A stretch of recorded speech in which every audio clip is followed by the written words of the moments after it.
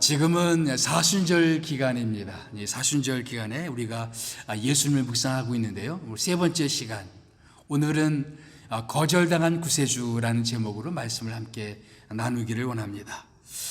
예수님께서 공생애를 시작하자마자 예수님께 대한 반응이 극명하게 두 가지로 나뉘었습니다.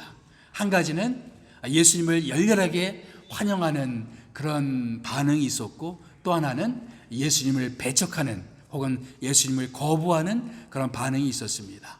예수님이 나타나시자마자 많은 병자들을 고쳐주셨습니다. 손을 얹어 기도할 때마다 눈먼 자가 눈을 뜨게 되고, 또 중풍병자가 병을 낫게 되고, 어느 안식일에는 손 마른 자를 고쳐주시기도 하시고, 또 귀신 들린 자를 또 치유하셔서 귀신을 쫓아내기도 하시고, 그러니까 많은 병자들이 예수께 와서 병 고침을 받기 위해서 달려왔습니다. 더군다나 또한 예수님은 세리, 마태 같은 사람들을 또 친구로 삼아 주셨습니다. 내 제자가 되라, 나를 따르라. 그리고 다른 세리들과 함께 또 식사 자리에 있게 되니까 다른 많은 세리들도 예수를 따랐습니다. 그래서 한편에서는 예수님을 열렬히 환영하는 그런 분위기가 있었어요. 또 한편에서는 처음부터 예수를 배척하는 그런 분위기가 있었습니다. 안식일에 예수께서 병자를 고쳐주시는데 어떻게 거룩한 안식일에 병자를 고쳐주느냐, 이것을 트집잡는 사람이 있었습니다. 예수님이 세리들과 가까이 식사를 하시니까 어떻게 죄인된 세리들과 함께 식사를 하느냐 하고 예수를 배척하는 사람들도 있었습니다. 어떤 사람들은 예수님이 병 고쳐주시는 그 능력이 귀신에 씌워서 병 고쳐주는 것이다 라고 말하는 그런 사람들도 있었습니다. 또 어떤 사람들은 예수께서 거라사 지방에 가서 귀신을 쫓아내고 귀신들이 돼지떼에 들어가게 되니까 돼지떼가 다 몰살당했어요. 그렇게 동네 사람들은 예수 때문에 경제적인 피해를 입었다, 그래서 예수를 또한 쫓아내기도 합니다. 그래서 마가복음을 읽어보면 한편에서는 열렬히 예수님을 환영하는 사람들이 있었고, 또 한편에서는 예수님을 배척하는 그런 무리들이 있었습니다. 그런데 오늘 우리가 읽은 마가복음 6장에서도 예수를 배척하는 그런 일이 일어났습니다. 6장 3절 말씀 보게 되면 예수를 배척한지라, 어디에서? 예수님의 고향 마을, 고향이 어디입니까? 나사렛. 고향 마을 나사렛에서 예수를 배척하는 일이 일어났습니다. 사실 고향 사람들이 예수님을 배척한 것은 이번이 처음은 아니었습니다. 이전에 먼저 예수님께서 가서 그 회당에서 설교한 적이 있었어요. 근데 그때도 동네 사람들이 예수를 배척하고 예수를 쫓아낸 적이 있었습니다. 그때는 12제자를 세우기 전이었습니다.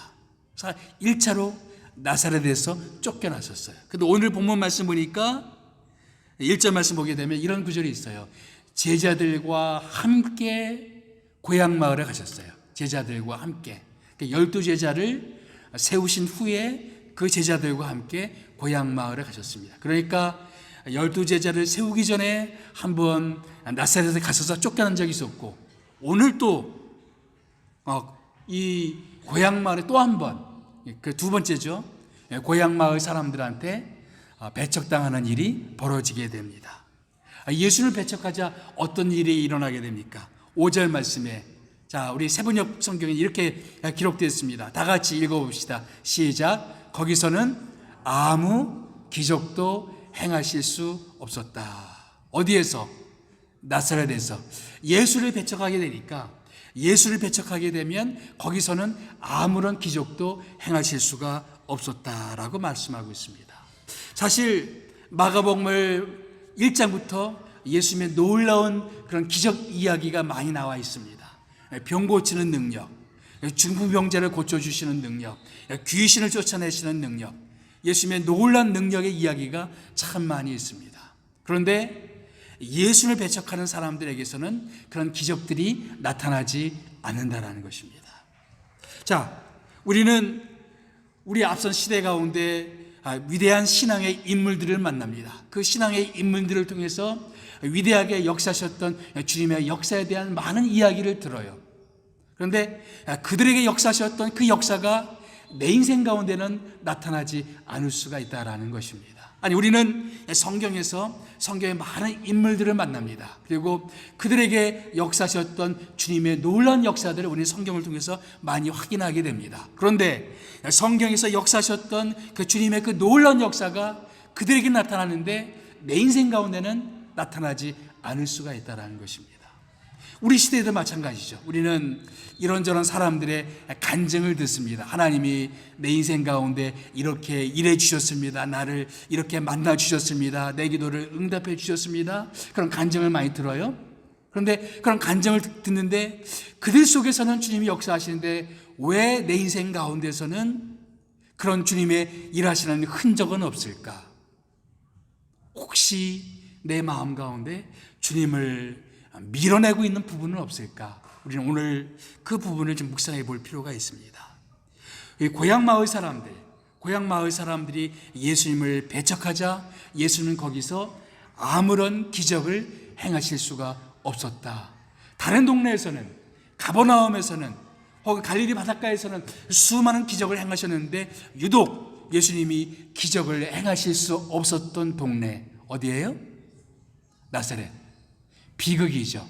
어떤 의미에서는 예수님의 고향이기 때문에 그 어떤 장소에서보다도 더 많이 주님의 역사가 나타나는 것이 당연할 것 같은데 오히려 예수님의 고향 마을에서 아무런 기적들이 나타나지 않았다라는 것입니다.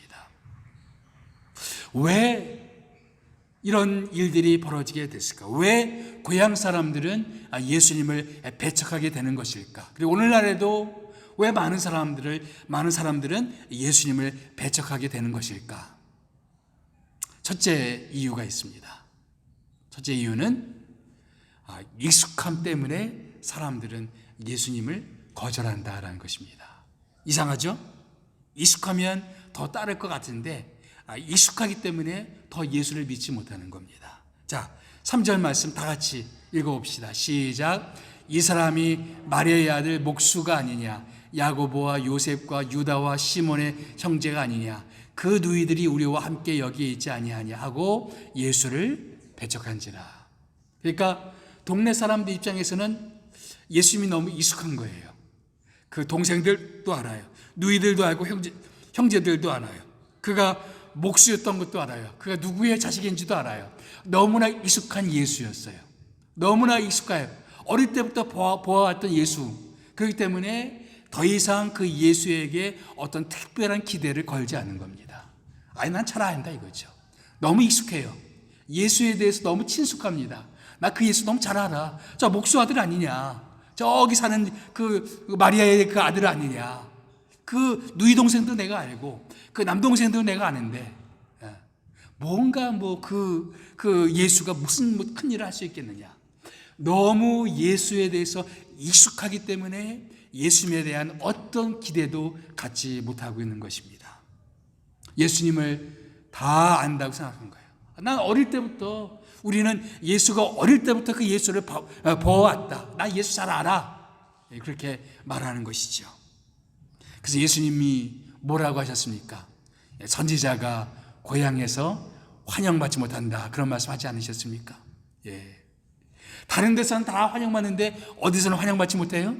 고향에서는 환영받지 못해요. 다 안다고 생각하기 때문에 더 이상 그를 선지자로 하나님의 사람으로 받아들이지 못하는 것입니다. 그런데 우리들도 똑같은 함정에 빠질 수가 있다는 것입니다. 예수님에 대해서 너무 익숙하기 때문에 더 깊은 단계로 예수님을 만나지 못할 수가 있다는 것입니다. 어릴 때부터 교회 다닐 수가 있어요. 교회 생활 너무 잘 알아요.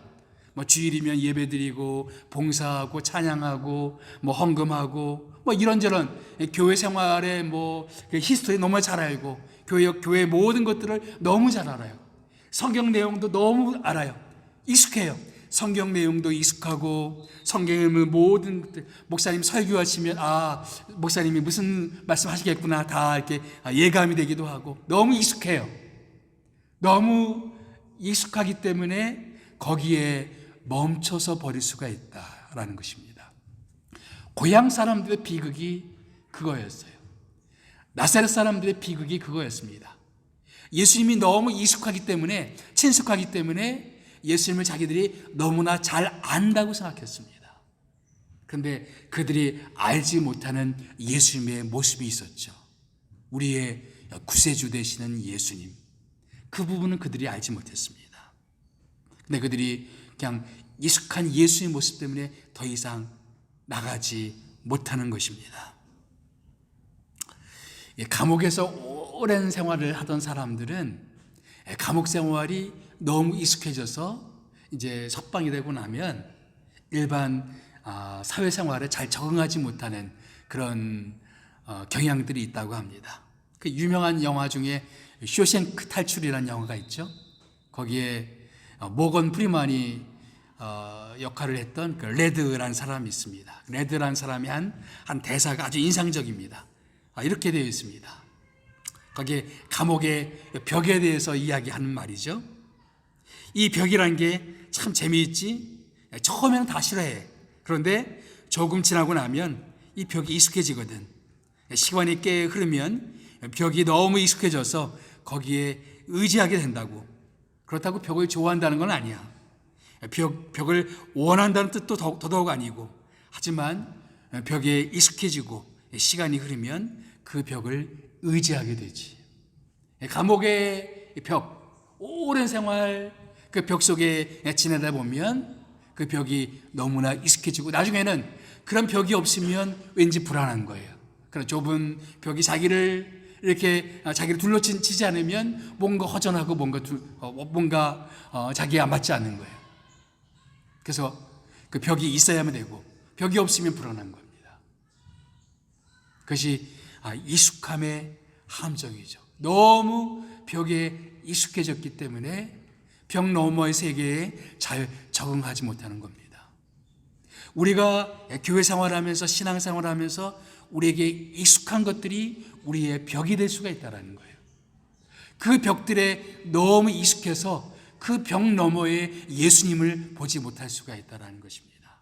내가 알고 있는 예수님, 내가 깨달은 예수님, 내가 경험했던 예수님, 내가 만났던 예수님, 그러나 예수님이 전부가 아닌데 우리는 내가 이미 경험했던 그 모습만 가지고 나는 예수님 다 알고 있다라고 생각할 수가 있다는 겁니다. 그래서 예수님을 배척할 수가 있다. 누구처럼? 고향 사람, 나사렛 사람들처럼. 그래서 이 사람들이 왜 예수를 배척하게 됐느냐? 첫 번째 이유는 바로 그 익숙함 때문에, 예수를 너무 잘 안다고 생각하는 그것 때문에 예수를 배척하게 되었다라는 것입니다. 두 번째 이유는 편견 때문에 예수를 배척하게 된 것이죠. 다시 한번 3절 말씀 보게 되면 그 말 중에 이런 표현이 나오죠. 이 사람이 마리아의 아들 목수가 아니냐. 유대인들은 보통 누구의 아들을 하면 아버지의 이름을 땁니다. 요셉의 아들, 예수, 이건 이해가 돼요. 그런데 마리아의 아들, 여기에는 약간 경멸적인 표현이 숨어 있는 것입니다. 아비 없이 자란 자식. 아마도 마리아의 아들이라는 표현 속에는 요셉이라는 인물이, 그러니까 예수의 아버지죠, 일찍 아마 사망했을 것이다라고 그런 추정을 합니다. 그래서 예수는 아버지 없이 자라난 그런 사람이었습니다. 그러니까 사람들은 그 예수에 대해서 아비 없이 자랐어요. 우리나라에서도 그런 표현이 있죠. 아비 없이 자란 사람에 대해서 우리가 경멸적인 표현을 하는 경우들이 종종 있습니다. 더군다나 마리아의 아들이라는 표현 속에는 이 동네 사람들은 뭐를 기억하고 있을까요? 마리아가 처녀일 때 임신했던 사건을 염두에 둔 것일 수도 있습니다. 처녀였던 마리아가 아이를 낳았대. 그 애가 예수래. 이 사람이 마리아의 아들이 아니냐. 그 마리아의, 여기 그 헬라어 원문을 보면 그 마리아의 아들이 아니냐. 이렇게 표현하고 있어요. 자기들이 손가락질하던 또 수군대던 그 마리아의 아들이 아니냐. 그리고 나서 또 목수란 말이 필요해요. 목수. 예. 우리는 목수하면은 이렇게 어떤 목공 일을 하고 있는 목수를 연상하기 쉬운데요. 목수란 말은 그 헬라어로 테크톤이라는 단어인데, 이거는 목공 일도 하고 석공 일을 하면서 이렇게 허드렛 일을 하면서 일하는 어디 일용직 근로자들을 말하는 것입니다. 그래서 그 동네에서 이런저런 허드렛 일이 있으면 가서 일해주고 보수를 받는 사람들을 테크톤이라고 말합니다. 아마도 예수는 그런 종류의 일용직 노동자였을 것이다 라고 사람들은 생각을 합니다. 이제 자료를 보게 되면 예수님 당시에 그 근처에 세포리스라는 그런 도시를 건설 중에 있었어요. 그래서 거의 예수님 생애 전반에 걸쳐서 그 도시가 건설 중에 있었습니다. 아마도 예수는 그 세포리스 그 동네에 가서 일을 하고 그리고 보수를 받았던 그런 노동자였을 것이다라고 사람들은 추정을 합니다. 자, 그런 일용직 노동자가 어느 날 회당에 와서 설교를 하는 겁니다. 나사렛 회당에 와서, 지금으로 말하면 교회가 되겠죠. 교회에 와서 설교를 하는 거예요. 그러니까 근데 예수님 설교에 대해 감명을 받았지만 그래도 저 사람은 우리가 아는 그 마리아의 아들이 아니냐, 목수가 아니냐, 저 노동자가 아니냐. 이 말 속에는 이 사람들의 편견이 숨어 있던 것입니다. 우리가 사람들을 판단할 때 그 사람들의 겉모습을 보고 판단할 때가 참 많이 있습니다. 예수님을 묘사할 때도 예수님이 고운 모양도 없고 풍채도 없고 그랬다 그랬죠. 그러나 그 예수는 인류의 구세주이셨습니다. 예수는 너무나 평범한 목수의 모습으로 이 땅에 계셨지만, 어떻게 보면 일용직 노동자처럼 이 땅 가운데 일했지만, 전문적인 학자도 아니고 예루살렘에서 공부 많이 한 그런 성경학자도 아닌, 어떻게 보면 노동자 되는 그 예수가 들려주는 말에 사람들은 어떤 편견을 가지고 있었단 말이죠. 그런데 문제는 우리들도 그런 편견이 없는 얘가예요. 우리들은 되게 사이즈에 많이 혹합니다. 크고 또 거창한 것이면 뭔가 우리가 우러러보고, 그렇지 못하면 또 가볍게 여기는 경우들이 있을 수가 있죠. 교회도 마찬가지죠. 교회가 작고 연약할 수가 있죠. 그러나 그럼에도 불구하고 얼마든지 주님의 역사가 우리 교회 가운데, 우리처럼 연약한 교회 가운데 주님의 역사가 일어날 수가 있다라는 것입니다. 성경의 유명한 성경 구조 중에서 하나님이 세상을 이처럼 사랑하사 독생자를 주셨으니 이는 저를 믿는 자마다 멸망하지 않고 영생을 얻게 하려 하심이라. 이 말씀을 누구에게 주신 말씀이죠? 수많은 사람들이 모여있는 그런 대중들이 모여있을 때 주신 말씀이 아니라 니고데모라는 한 사람과 개인적으로 대화를 나눌 때 주신 말씀입니다. 그 위대한 성경 구절이 한 사람과의 대화 속에서 나온 이야기예요. 마찬가지로 예수님은 우리의 평범한 일상 속에서, 우리의 보잘것없는 삶의 모습 속에서 우리에게 말씀하실 수가 있단 말이죠. 위대한 우리의 어떤 말씀들을 우리에게 주실 수가 있단 말이죠. 우리는 겉모습 보고 편견을 가질 수가 있어요. 판단할 수가 있습니다. 그러나 우리가 살아가고 있는 작은 모습들, 평범한 모습들, 그 모습 속에서 주님의 역사가 일어날 수가 있다라는 것입니다. 왜 사람들은 예수님을 배척했을까요? 세 번째는 완고함 때문이다 라고 말할 수 있고, 완고함 때문에. 자, 2절 말씀 보게 되면 다 같이 읽어볼까요? 시작. 안식일이 되어 회당에서 가르치시니 많은 사람이 듣고 놀라 이르되 이 사람이 어디서 이런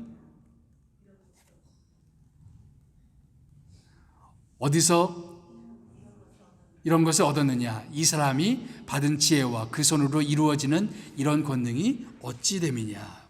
자, 예수님이 고향 마을에 가서 설교를 했어요. 근데 첫 반응이 뭐였어요?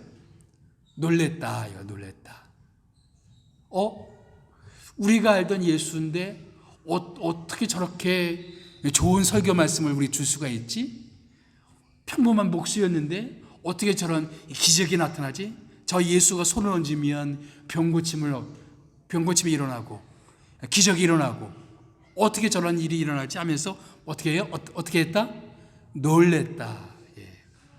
여러분, 이런 놀람의 순간은 사실은 우리가 하나님을 믿을 수 있는 그런 절호의 기회입니다. 우리 인생 가운데도 사실은 이런 순간들이 찾아올 수가 있어요. 하면서 내 마음 가운데 뭔가 마음에 충격을 주는 혹은 생각을 던지는 어떤 것들이 떠오를 수가 있어요. 내가 생각했던 기독교가 아닌데, 내가 알던 예수가 아닌데 하면서 어떤 설교 말씀을 통해서 어떤 책자를 통해서 혹은 어떤 누군가의 대화를 통해서 그렇게 느끼는 순간들이 있어요. 철학자들은 이거를 경의의 순간이라고 말합니다. 플라톤 같은 사람은 모든 철학은 경의에서 시작된다라고 말했어요. 하이데거는 이거를 과격한 놀람 혹은 급진적인 놀람이란 표현을 썼어요. 근원적인 놀람. 내 인생에 근원적인 변화를 가져올 수 있는 어떤 놀람의 순간들이 있단 말이죠. 하고 내 생활 가운데 뭔가를 던져주는 그런 순간들. 아하의 순간. 아하 모먼트라 그러죠. 정말 내가 생각했던 그 예수가 아닌데, 내가 생각했던 그 기독교가 아닌데, 내가 알고 있던 그런 성경 말씀이 아닌데 하면서 나에게 뭔가를 던져주는 그런 순간들이 있었단 말이죠. 이 고향 사람들에게도 그런 것이 있었어요. 우리가 알던 그 예수가 아닌데 어떻게 저 예수에게서 저런 설교가 나올 수가 있지? 어떤 저 예수에게서 저런 기적이 나타날 수가 있지라고 그 설교를 듣던 사람들의 반응이었습니다. 근데 결과는 어떻게 했어요? 그럼에도 불구하고 그들은 예수를 배척해버리고 말았어요. 뭔가가 있었는데 무시해버리고 예수를 배척하고 말았습니다. 나니아 연대기의 저자로 알려진 C.S. 루이스, 옥스퍼드와 또 케임브리지 대학의 또 교수이기도 하고 기독교계 많은 또 좋은 책들을 써서 많은 사람들에게 읽히고 있죠. 그 사람이 쓴 책 가운데 이런 내용이 있습니다. 어느 날 그 영국의 어떤 노신사가 일주일에 한 번씩, 이 사람은 일주일에 한 번씩 도서관에 가서 책을 읽습니다. 어느 날 이제 책을 이 책 저 책 뒤지다 보니까 신앙 서적을 읽게 됐어요. 그래서 예수 하나님에 대해서 생각이 떠올랐습니다. 하나님이 어떤 분이신가? 정말 살아계신 분인가? 이런 생각이 떠올랐습니다. 그런데 갑자기 사단이 마음속 가운데 이제 점심시간에 배고프잖아. 밥 먹으러 가야지. 그래서 그 생각하다가 배고프니까 밥 먹으러 가야 되겠다 하고 이제 밥 먹으러 갑니다. 밥 먹으러 가는데 밥을 먹으면서 그 읽었던 책 구절이 생각나는 거예요. 하나님이란 분이 어떤 분이지? 그런데 마귀는 밥 먹을 때 밥 먹어야지 하면서 이제 밥 먹고나 생각해보자 라는 그 생각을 집어넣습니다. 그래서 일단 밥을 먹어요. 밥을 먹었어요.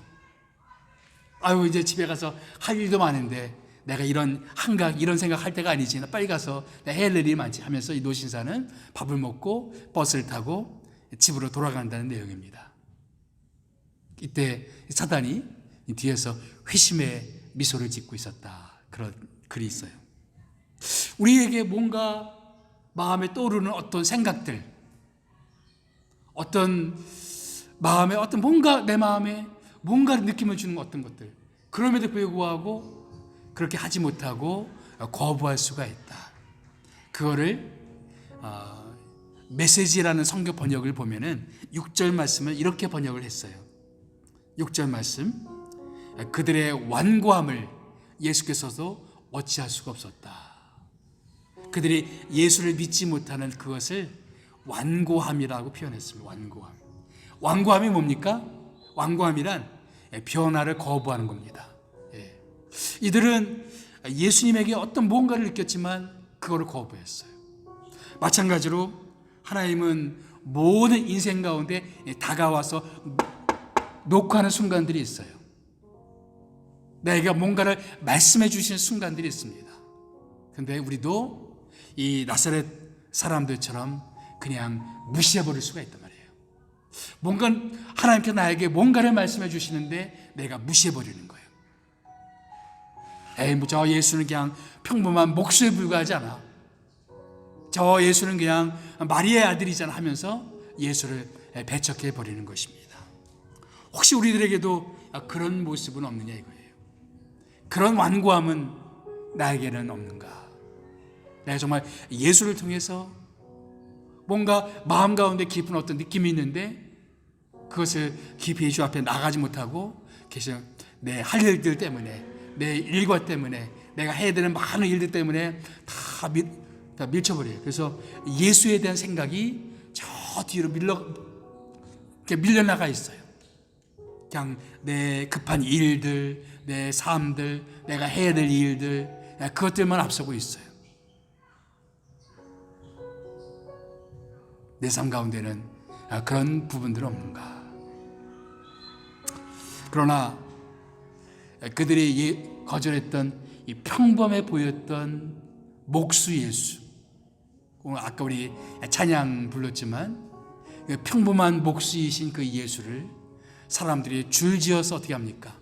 경배하고 무릎 꿇고 그분이 우리의 구세주라고 고백을 하고, 그분 앞에 나아가면 복을 받는다고 고백을 하고, 그분이 우리의 인류의 구세주라고 고백하지 않습니까?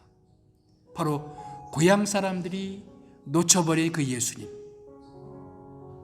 근데 지금 이제 성지순례 가게 되면, 가버나움을 가게 되면 거기에 무슨 큰 편말이 있냐면은 타운 오브 지저스, 예수님의 마을이라는 편말이 있습니다. 근데 이상하잖아요, 그렇죠? 예수님이 자라났던 마을은 어디예요? 나사렛이에요. 그런데 예수님의 타운을 가버나움이라고 합니다. 누가복음에 가게 되면 나중에 이 가버나움을 예수님의 타운이라고 부르는 장면이 나와요. 원래는 나사렛이 그 영광을 차지할 수 있는 동네였어요. 근데 나사렛은 그 영광을 잃어버리고 가버나움에게 빼앗겼습니다. 그래서 이제는 성지순례 가게 되면 타운 오브 지저스, 예수님의 마을, 가버나움이 그 이름을 붙이고 있어요. 나사렛 사람들이 예수를 영접하고 예수님께 나올 수 있었던 그 좋은 기회였는데 그들이 예수를 배척함으로 말미암아 그 좋은 기회들을 다 놓쳐버렸단 말이죠.